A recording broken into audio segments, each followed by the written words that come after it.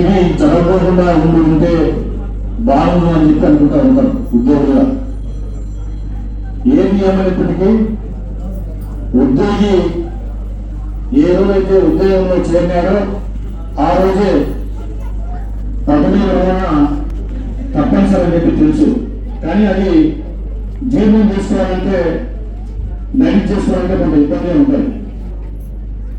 నేను తరచూ చెప్తానే ఉంటా, నాకు పదవిన సందర్భంగా పెళ్లి కూతుర్ని అప్పగించినప్పుడు తల్లిదండ్రులు ఒకటే మీద ఏడుస్తూ ఉంటారు. అప్పటి వరకు తిరుగుతూ తూగుతూ నవ్వుతూ ఉన్నటువంటి అమ్మాయి వాళ్ళ తల్లిదండ్రులు చూసి ఒక్కసారిగా సినిమాలోకి వచ్చేసి ఆ అమ్మాయి ఒకటే మీద ఏడుస్తారు. అంటే అప్పటి వరకు తిరుగుతూ నవ్వుతూ ఉన్నటువంటి అమ్మాయి అప్పుడు సినిమాకి వచ్చారు.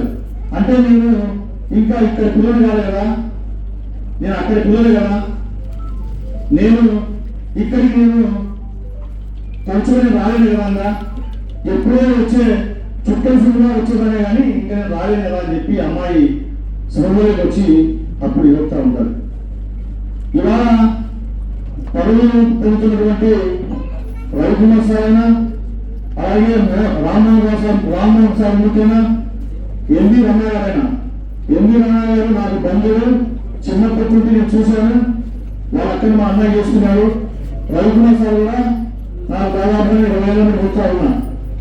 మన రామ్మోహన్ మూర్తిగా సార్ ఫ్యామిలీలో రాత్రి నిర్లక్షిత సార్లు బీటీలో ట్రైన్లో దిగినప్పుడు చూసినాను.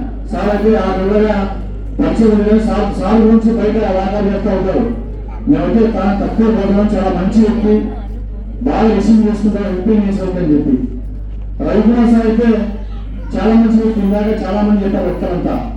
ఆయన ఆనెస్ట్, పని సిన్సియర్గా ఉంటాడు, ఆయన మంచి వ్యక్తి, నిరోత్సాహాలని చెప్పి.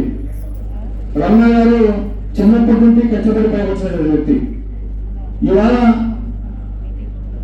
ఈ ఉద్యోగులటువంటి పదవులు పొందుతున్న ఉద్యోగి చక్కటి జీవితాన్ని, అంటే ఈ సంవత్సరం దాదాపుగా 30 సంవత్సరాల ఉద్యోగ జీవితాన్ని, చక్కటి జీవితాన్ని వెళ్ళినటువంటి ఉద్యోగులు రేపు మనము పదవుల అనంతరం మనం ఈ సంవత్సరం రోజు రాలేం కదా, మరి ఇలాంటి కదా రోజు మనకు దొరుకుతాయా, ఇవన్నీ ఉద్యోగ జీవితంలో ఉంటాయి. ఏది ఏమైనప్పటికైనా పదవి అనేది కంపల్సరీ కనుక వారు పదవి అనంతరం కూడా మనిషికి మనం 100 సంవత్సరాలు చెప్తా ఉంటాం. 100 సంవత్సరాలు కాదు, 120 సంవత్సరాలు. మనం 60 సంవత్సరాల్లో సంక్షిప్తం చేస్తూ ఉంటాం.